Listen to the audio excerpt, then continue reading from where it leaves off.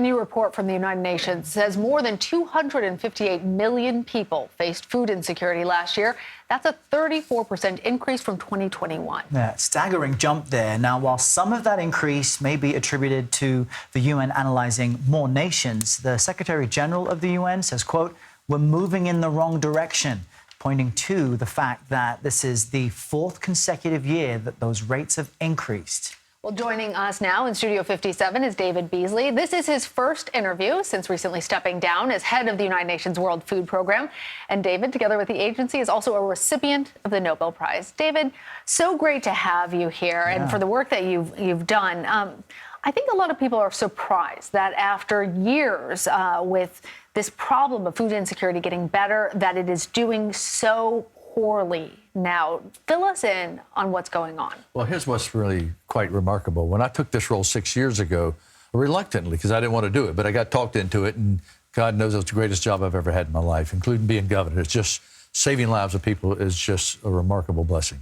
And so we were 80 million people marching to starvation then. 80 million. Went to 135 because of man-made conflict and climate shocks. That was before COVID. COVID comes along, it goes from 135 to 250 million. That was before Ukraine. So this report doesn't really include all the countries in the world. So the real number is 375 million people on planet Earth that are marching toward starvation. And it's going to get worse in the next 8 to 12 months. You will have starvation. You will have destabilization of nations, and you will have mass migration. So this report to come out now is critical. The world needs to understand how fragile the planet, how the poorest of the poor around the world are really struggling right now. I mean, that's jarring, the fact that you were reluctant to take this job initially because it's so difficult, so thankless, and now things have become more challenging. And everything you've just spelled out, though, is connected, from climate change, forcing people to have to migrate, which totally upends how they know how to get and obtain food. How in the world do we tackle all of those problems now in a way that feeds people, considering there's plenty of food here in the U.S. being wasted? Yeah, when I took this job, and it was 80 million, I thought, wow, I'm going to be able to put the World Food Program out of business. 80 million people out of a planet population at that time, 7.6 billion, now about 8 billion.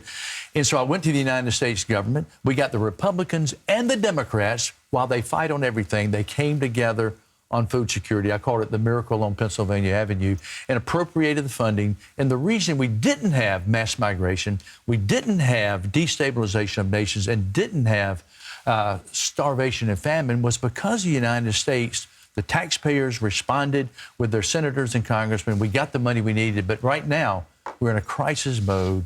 And here's what's sad. If we don't get the money necessary, it's not just that people will die. You will have mass migration and destabilization, and the cost of that will be 1,000 times more than going in. We've done the studies. We feed about 160 million people any given day, week, and month that we did in 2022. We know what happens. It costs us, for example, 50 cents to feed a Syrian in Syria. That Syrian who doesn't want to leave home, we study, we do it. They don't want to leave home. They don't have food.